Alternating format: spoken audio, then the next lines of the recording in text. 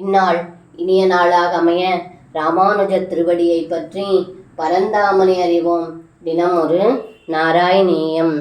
திருதகதிஷு பந்தாம் உத்திதௌ லிப்தபங்கௌ திவிமுனி பிரபங்கைஹி சஸ்மிதம் வந்தியமானௌ திருதமதஜனனீभ्यां சானுகம்பம் கிரஹீதௌ முகுரபி பரிரப்தௌ திராக்யுவாம் சும்பிதௌ ச.